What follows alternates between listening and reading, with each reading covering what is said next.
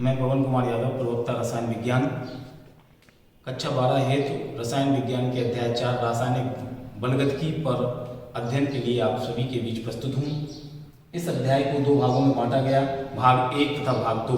भाग 1 में हमने अभिक्रिया की आणविकता और अभिक्रिया की कोट तक अध्ययन किया। भाग 2 में जिन टॉपिक्स का अध्ययन करना है वे इस प्रकार हैं: शून्य कोटि की अभिक्रिया एवं समाकलित वेग समीकरण, प्रथम कोटि की अभिक्रिया एवं समाकलित वेग समीकरण, अर्ध आयुकाल, आभासी आणविक अभिक्रियाएं, संघट्टवाद एवं सक्रिय ऊर्जा। इस शून्य कोटि की अभिक्रिया और प्रथम कोटि की अभिक्रिया को जानने से पहले हम एक क्विक रिवीजन करते हैं अभिक्रिया की आणविकता और अभिक्रिया की कोटि का। जैसा कि हम लोगों ने पढ़ा कि अभिक्रिया की आणविकता किसी रासायनिक अभिक्रिया में भाग लेने वाले अणुओं की संख्या को व्यक्त करती है, अर्थात किसी रासायनिक अभिक्रिया में भाग लेने वाले अणुओं की संख्या उस अभिक्रिया की आणविकता कहलाती है। जबकि कोट वह संख्या है जो अभिकारक अणुओं की संख्या में वह संख्या जिसका रासायनिक अभिक्रिया की प्रगति में परिवर्तन होता है, अभिक्रिया की कोटि कहलाती है। इस प्रकार हम अभिक्रिया की कोट और आणविकता में अंतर कर सकते हैं। एक तरफ हम लिख दें आणविकता और एक और लिख दें हम कोट, या लिख दें कोट। तो आणविकता और कोट में हम बड़े ही सरलता के साथ अध्ययन कर सकते हैं कि पहला पॉइंट आणविकता की परिभाषा और इसमें पहला पॉइंट हम लिखेंगे कोट की परिभाषा। आणविकता की परिभाषा क्या है कि भाग लेने वाले अभिकारक अणुओं की संख्या उस अभिक्रिया की आणविकता कहलाती है। कोट किसी रासायनिक अभिक्रिया की प्रगति में जिन अभिकारक अणुओं की सांद्रता में परिवर्तन होता है उनकी संख्या अभिक्रिया की कोट कहलाती है।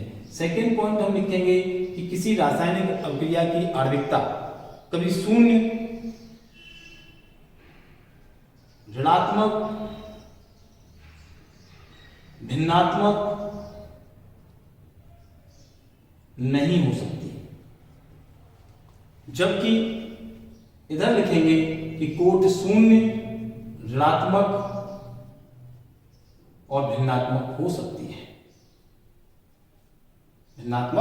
सकती है, अभिक्रिया की कोट में हमने जाना कि जब किसी अभिक्रिया में किसी भी अभिकारक की सांद्रता में कोई परिवर्तन नहीं होता तो उस अभिक्रिया की कोटि शून्य होती है, उसे शून्य कोटि की अभिक्रिया कहते हैं। अतः शून्य कोटि की अभिक्रिया इस प्रकार परिभाषित की जाती है कि वह अभिक्रिया जिसमें किसी भी अभिकारक की सांद्रता में कोई परिवर्तन नहीं होता शून्य कोटि की अभिक्रिया कहलाती है। इसके लिए वेग नियम इसलिए इस प्रकार लिखा जाता है कि dx/dt प्रोपोर्शनल टू a पे पावर 0। यहाँ a अभिकारक है, इस a को r भी मान सकते हैं, a भी मान सकते हैं। मान लो अभिक्रिया कोई है a = प्रोडक्ट, तो हम लिख देंगे dx/dt समानुपाती a पे पावर 0। इस 0 ये कहां से आ गया? क्योंकि हमने पहले आपको बताया था कि हमारा वेग व्यंजक क्या था।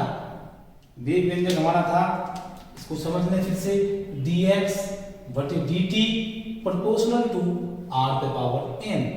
n बराबर 0 रख दिया हमने तो शून्य कोटि की अभिक्रिया। इस प्रकार हमने जाना कि किसी शून्य कोटि की अभिक्रिया के लिए वेग व्यंजक बनता है, वेग का नियम बनता है dx/dt समानुपाती a पे पावर 0।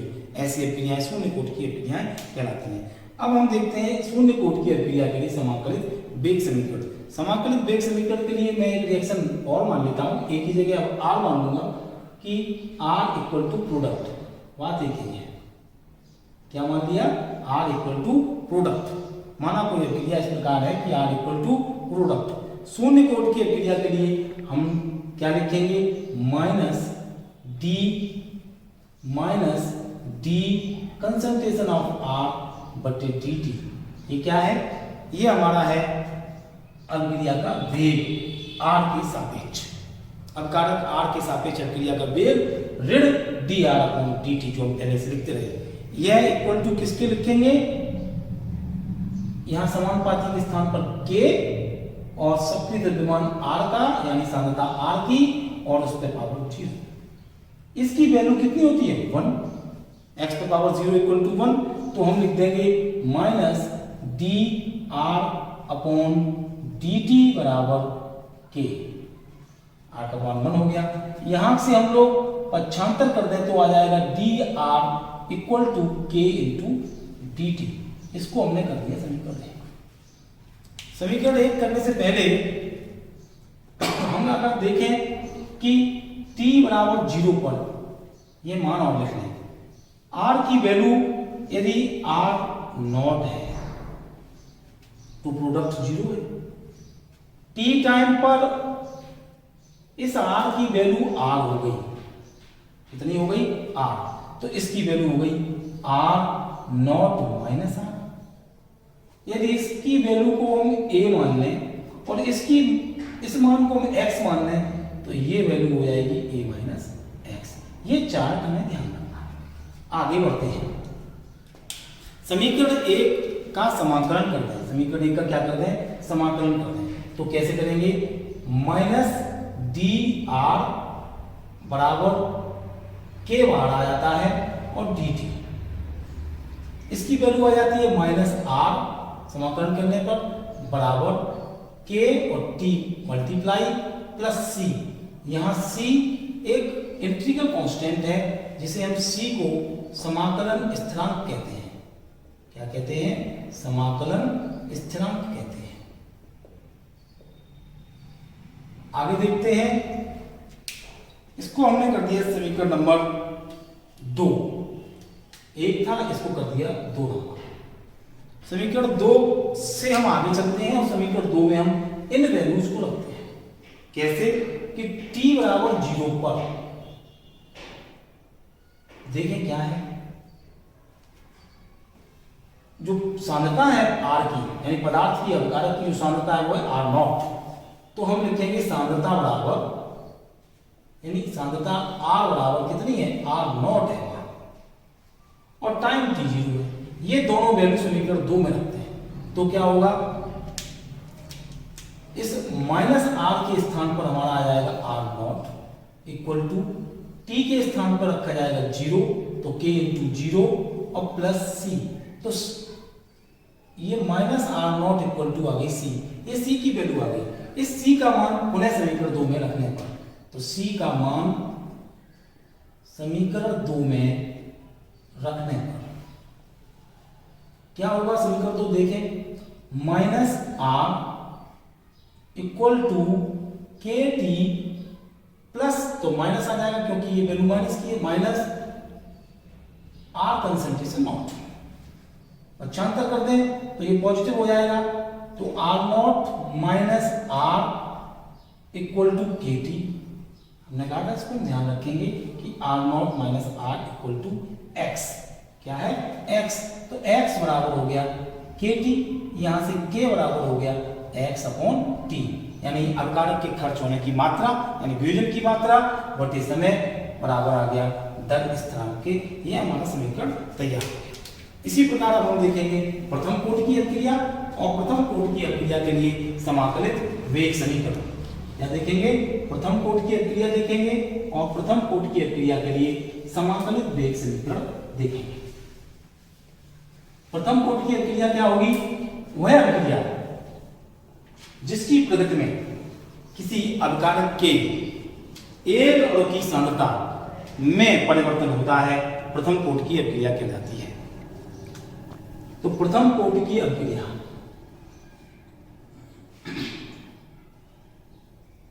प्रथम कोटि की अभिक्रिया वह अभिक्रिया जिसके दौरान किसी एक अभिकारक की सांद्रता में परिवर्तन होता है, प्रथम कोटि की अभिक्रिया कहलाती है। इस अभिक्रिया में या इस अभिक्रिया के लिए लिखे गए वेग नियम में किसी एक अभिकारक की सांद्रता में ही परिवर्तन होता है। तो वे अभिक्रियाएं जिनकी प्रगति में केवल एक अभिकारक की सांद्रता में परिवर्तन होता है और उनका वेग अभिकारक की सांद्रता के प्रथम घात के समानुपाती होता है, प्रथम कोटि की अभिक्रियाएं कहलाती हैं। इनके लिए वेग व्यंजक क्या लिखा जाता है, dx बटे dt प्रोपोर्शनल टू a, यानी a का 0 हट गया, a रह गया। कब, अगर हम मान लें a इक्वल टू रूट, तो जो पदार्थ लिया अभिकारक उसकी सांद्रता के प्रथम घात के समानुपाती होता है। वेग किसके समानुपाती, अभिकारक की सांद्रता के प्रथम घात के समानुपाती होता है। यदि हम इस इसका समाकलित वेग समीकरण निकालें। प्रथम कोटि की अभिक्रिया के लिए समाकलित वेग समीकरण। तो हमने अभिक्रिया मान ली, अब की बार आर ले लेते हैं क्योंकि आर के स्टेप में हम निकालेंगे। R equal to product, R equal to product, R equal to product जब हम करते हैं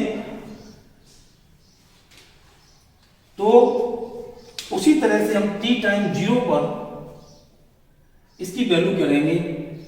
इसकी प्रारंभिक सांद्रता हमने मान लिया r नॉट और t पर सांद्रता हमने इसकी मान ली r। कितनी मान ली? r।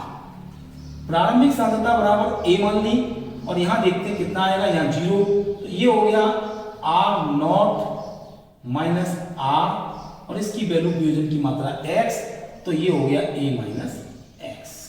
इस प्रकार हमने इसको मान करके रख दिया।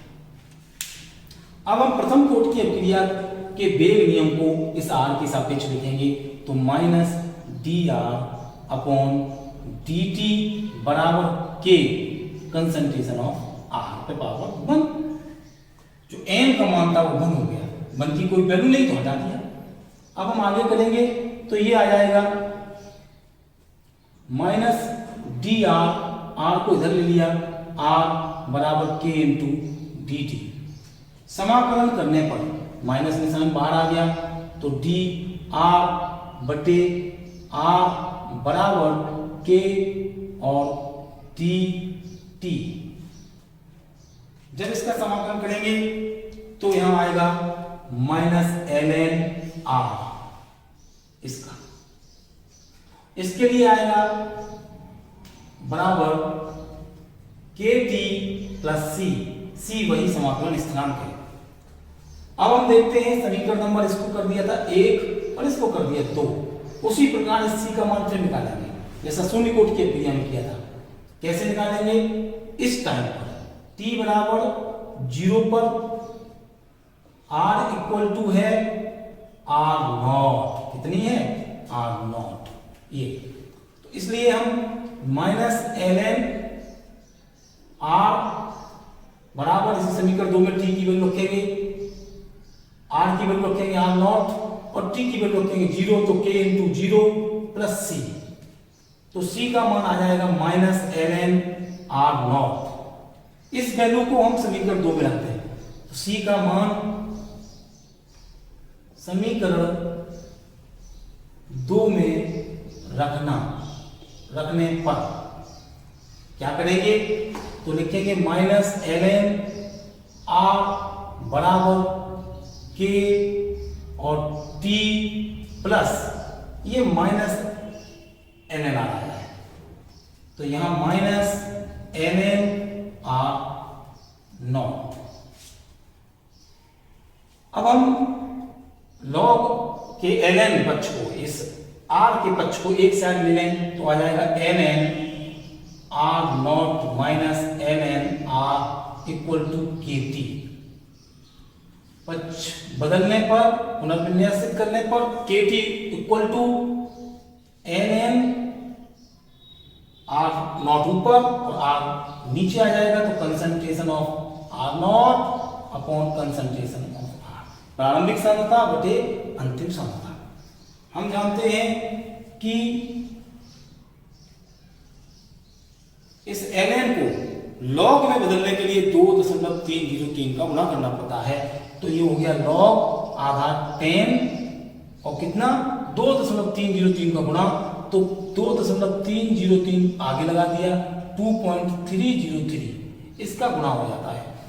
और अब हो गया r not upon r। t को पक्षांतर करेंगे, लिखेंगे k बराबर 1 upon t multiply by 2.303 multiply by log आधा 10 concentration r not upon r। यहां से हम इनकी वैल्यू रखते हैं दोनों की। r की वैल्यू कितनी है? a minus x, r not की वैल्यू a, तो हम लिखेंगे k बराबर 2.303 बटे t लॉग आधा 10, r नॉट के स्थान पर आ गया a और r के स्थान पर आ गया a माइनस एक्स। इस प्रकार हमने प्रथम कोट की अभिक्रिया के लिए वेग स्थिरांक k का व्यंजक प्राप्त किया, k equal to 2.303 upon t log आधार 10a upon a minus x। अब हम देखते हैं अर्धायु। अर्धायु एक समय है, वह समय जिसमें कोई पदार्थ अपनी प्रारंभिक मात्रा का आधा रह जाता है, अर्धायु काल कहलाता है। वह समय जिसमें कोई पदार्थ अपनी प्रारंभिक मात्रा का आधा रह जाता है, अर्धायु काल कहलाता है। इसे t हाफ से प्रकट करते हैं। इस हाफ का कोई मैथमेटिकल मान नहीं होता, बल्कि यह केवल एक साइन है, सफिक्स लगा के प्रकट करते हैं, चिन्ह है। इस t हाफ से इसको प्रकट करते हैं। अब देखिए इस समीकरण में समय t को t हाफ रख दें तो a माइनस एक्स की वैल्यू हो जाएगी a/2। क्यों? क्योंकि अंतिम मात्रा कितनी रह गई? आधी। तो हम क्या करेंगे, t बराबर t हाफ तथा a माइनस एक्स बराबर a/2 रखने पर यदि तो k बराबर क्या हो जाएगा, 2.303 बटे t half log Aadhaar 10 a upon a/2। ये वैल्यू आगे आके आएगी k बराबर 2.303 बटे t हाफ लॉग आधार 10 2। इसे कैंसिल हो जाएगा। लॉग 2 का मान 0.3010 मल्टीप्लाई करेंगे 2.303 में तो आएगा 0.6932 बटे t हाफ। यदि किसी पदार्थ के अर्धायु काल दिया गया हो t हाफ, तो वेग स्थिरांक और अर्धायु में यह संबंध होता है कि k equal to 0.6932 upon t half. यह प्रथम कोट के लिए होता है, फॉर फर्स्ट ऑर्डर रिएक्शन। इसके लिए होता है for first order reaction. Okay, अब हम देखते हैं आगे आभासी आणविक अभिक्रियाएं। क्या देखते हैं? आभासी आणविक अभिक्रियाएं। ये वे अभिक्रियाएं होती हैं जिनकी आणविकता और कोट में अंतर होता है। उनकी आणविकता और उनकी कोट समान नहीं होती, जो उन्हें हम आभासी एकारोक अभिक्रियाएं कहते हैं। इन्हें अंग्रेजी में स्यूडो मॉलिक्यूलर रिएक्शंस या हिंदी में छद्म आणविक अभिक्रियाएं भी कहते हैं। आभासी एकारोक अभिक्रियाएं इंपॉर्टेंट भी हैं। आभासी आणविक अभिक्रियाएं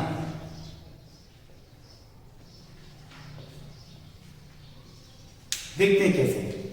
अगर हम देखें CH3 COO C2H5 plus H2O equal to H plus ऊपर लेते हैं सांद्रता, H प्लस कंसंट्रेशन लेते हैं तो बनता है CH3 COOH प्लस C2H5OH। इसके लिए जब हम वेग व्यंजक लिखते हैं, वेग नियम लिखते हैं dx बटे dt, तो बराबर आता है k कंसंट्रेशन ऑफ इस अवकारक की। तो CH3 COO C2H5 और आना तो चाहिए H2O।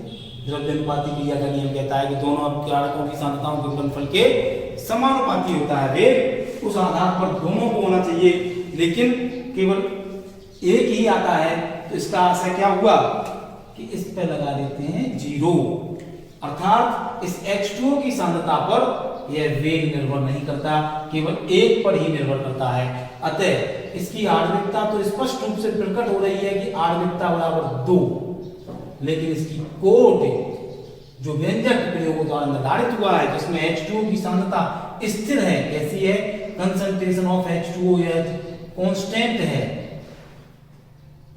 तो आणविकता 2 और कोट इसकी 1 हो जाती है, जो महसूस हो रही थी कि 2 है। इस प्रकार की क्रियाओं को आभासी एकारोक अभिक्रियाएं कहते हैं। अब हम लोग देखते हैं टक्कर का सिद्धांत, जिसकी चर्चा हम पूर्व में भी कर चुके हैं, कि संगतवाद का सिद्धांत। आर्हेनियस ने यह सिद्धांत प्रस्तुत किया।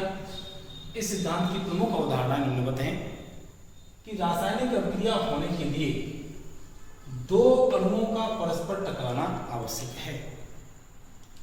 सभी टक्करों के फलस्वरूप अभिक्रिया नहीं होती, बल्कि जिन टक्करों के फलस्वरूप अभिक्रिया होती है उन्हें प्रभावी टक्कर कहते हैं। प्रभावी टक्करों से प्राप्त अणु सक्रिय होते हैं। कैसे होते हैं? सक्रिय हो जाते हैं, एक्टिवेट हो जाते हैं। इनकी ऊर्जा एक निश्चित ऊर्जा तल के बराबर होती है।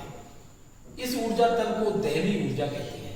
सभी अभिकारकों को यह दहली ऊर्जा प्राप्त करनी पड़ती है, दहली ऊर्जा तक पहुंचना पड़ता है। कब वो पहुंच पाते हैं? पहले अभिकारक मध्यवर्ती बनाते हैं, सक्रिय संकर, फिर सक्रिय संकर बनाने के लिए उन्हें अपनी जो स्थितिज ऊर्जा है उसमें सक्रिय ऊर्जा के बराबर ऊर्जा प्राप्त करनी पड़ती है, तब वे दहली ऊर्जा तक पहुंच पाते हैं। अब इसका मतलब सक्रिय ऊर्जा बराबर है दहली ऊर्जा माइनस अभिकारक में उपस्थित टक्कर से पूर्व स्थितिज ऊर्जा। प्रत्येक अभिकारक की अणु की कुछ स्थितिज ऊर्जा होती है। उस स्थितिज ऊर्जा को उसे और अधिक ऊंचाई तक ले जाना होता है ताकि वो प्रोडक्ट बना सके, उत्पाद बना सके। जितनी अतिरिक्त ऊर्जा की आवश्यकता होती है अभिकृत होने के लिए, उत्पाद बनाने के लिए, उसे सक्रिय ऊर्जा कहते हैं। दहली ऊर्जा सक्रिय ऊर्जा और अभिकारक की स्थितिज ऊर्जा का योग होती है। अतः सक्रिय ऊर्जा बराबर दहली ऊर्जा माइनस अभिकारक की टक्कर से पूर्व स्थितिज ऊर्जा। संगतवाद समीकरण क्या है? इसको याद रखेंगे, K बराबर PZ E पे power minus EA upon RT। यहाँ K वेग स्थिरांक, P अभिविन्यास घटक, Z टक्करों की संख्या प्रति सेकंड प्रति लीटर, EA एक्टिवेशन एनर्जी सक्रिय ऊर्जा, गैस स्थिरांक R और T परमाणु है।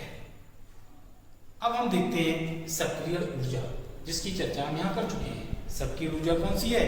कि अभिकारक अणु अभिक्रिया के दौरान पहले सक्रिय संकर बनाते हैं। सक्रिय संकर बनाने के लिए अभिकारक अणु अपनी स्थितिज ऊर्जा से ऊपर एक निश्चित ऊर्जा तक अपनी ऊर्जा को बढ़ाते हैं, प्राप्त करते हैं। इस अतिरिक्त ऊर्जा को सक्रिय ऊर्जा कहते हैं। इसको इस प्रकार समझें कि अभिकारकों के मध्य प्रभावी टक्करों से अभिक्रिया होती है। जब अभिकारक मध्यवर्ती बनाते हैं और मध्यवर्ती अल्प समय के लिए अस्तित्व में रहता है, फिर शीघ्र ही उत्पाद में बदल जाता है। मध्यवर्ती के निर्माण हेतु आवश्यक ऊर्जा सक्रिय ऊर्जा कहलाती है। सक्रिय ऊर्जा को हम लोग कैसे समझ सकते हैं? देखिए, बड़ा डायग्राम के द्वारा, ग्राफ के द्वारा समझेंगे। मान लो एक अभिक्रिया है H2 plus I2 equal to 2HI। ये 2HI सीधे सीधे नहीं बनते, बल्कि इसको देखें बॉन्डिंग के हिसाब से H single bond H plus I और ये सिंगल बॉन्ड I, यह H2 यह I2 इक्वल टू, ये बॉन्ड पहले टूटता है तो H सिंगल बॉन्ड जो था वो डॉटेड बॉन्ड हो गया, और यह H का बॉन्ड टूट करके यह H I से बॉन्ड बनाने लगता है, और I के परस्पर बॉन्ड भी टूटते हैं। तो ये नए बॉन्ड डॉटेड बन रहे हैं, जो हॉरिजॉन्टल है, जो वर्टिकल वाले टूट रहे हैं।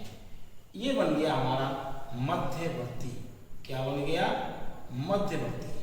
तो अभिकारक अणु से मध्यवर्ती को बनाने हेतु जिस ऊर्जा की आवश्यकता होती है उसे सक्रिय ऊर्जा EA कहते हैं। क्या कहते हैं? EA कहते हैं। फिर ये वाले बॉन्ड बिल्कुल समाप्त हो जाते हैं, ये वाले बॉन्ड भी समाप्त हो जाते हैं, ये बॉन्ड बन जाते हैं, तो बन गया H सिंगल बॉन्ड I और H सिंगल बॉन्ड I। ये दो हो गए, एक और एक दो, दैट इज 2HI। इस प्रकार उत्पाद बनते हैं।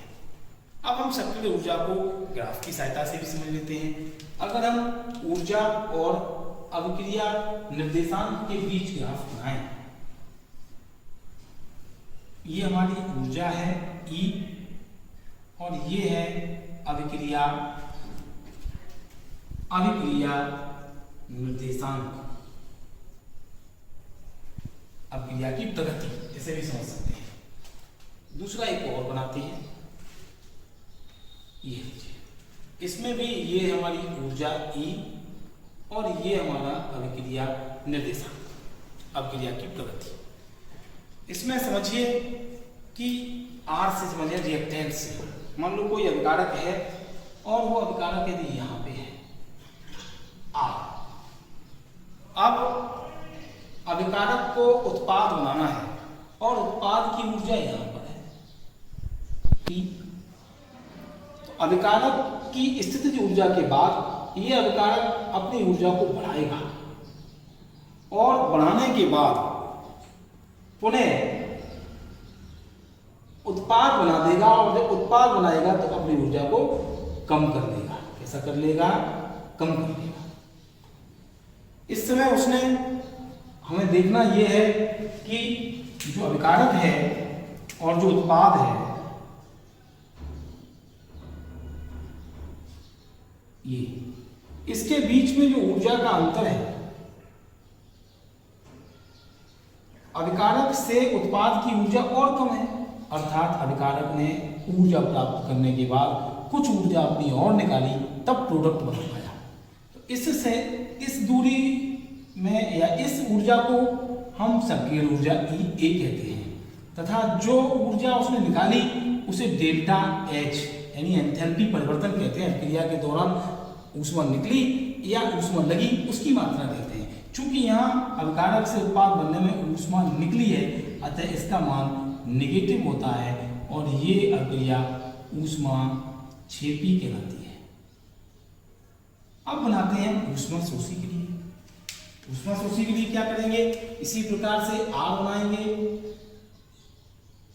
अब की बार प्रोडक्ट की ऊर्जा R से ज्यादा रखेंगे, और अब हमने देखा कि R ने कुछ ऊर्जा प्राप्त की और प्रोडक्ट बनाते समय अपनी ऊर्जा में फिर से गिरावट की, किंतु R से यह ऊर्जा अधिक है। इसका आशय हुआ कि अभिकारक ने ऊष्मा प्राप्त की है, अतः ये जो डिफरेंस है, ये डेल्टा H है, ऊष्मा का डिफरेंस, ये पॉजिटिव आता है ऐसी स्थिति में। तो यहाँ ऊष्मा शोषी है, क्योंकि अभिकारक ने ऊष्मा को शोषित किया है, तब जाके उत्पाद बनाया है। और ये जो है कैसी ऊष्मा है? ये सक्रिय ऊर्जा हो गई। कैसी ऊर्जा हो गई? सक्रिय ऊर्जा हो गई। तो इसको कहते हैं सक्रिय ऊर्जा। गैप को जो अभिकारक की यहाँ से यहाँ तक की, ये जो अभिकारक ने प्राप्त की अपने यहाँ से, तो यहाँ से मानेंगे, यहाँ से नहीं मानेंगे क्योंकि ये प्रोडक्ट है, यहाँ से लेंगे, ये होगी सक्रिय ऊर्जा। इस प्रकार हमने आज टक्कर का सिद्धांत, सक्रिय ऊर्जा और अब रासायनिक बलगतिकी के विभिन्न टॉपिक्स का सैद्धांतिक पक्ष के रूप में अध्ययन किया। यह थ्योरी हमारी पूरी होती है। इस सैद्धांतिक पक्ष की सहायता से हम रासायनिक बलगतिकी के आंकिक प्रश्नों को हल कर सकेंगे और उत्तर प्रदेश बोर्ड की परीक्षा में पूछे जाने वाले 5 अंकों के प्रश्नों के उत्तर दे सकेंगे। थैंक्स, आप लोगों को बहुत बहुत शुभकामनाएं। धन्यवाद।